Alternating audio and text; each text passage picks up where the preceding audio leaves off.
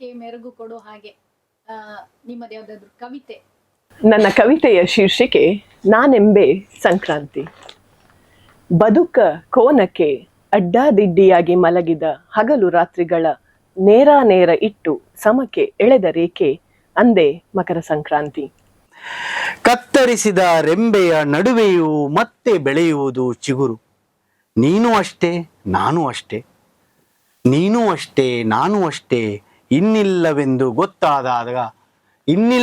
ಗೊತ್ತಾದಾಗ ಕಾಲ ಸುಮ್ಮನಿರುವುದಿಲ್ಲ.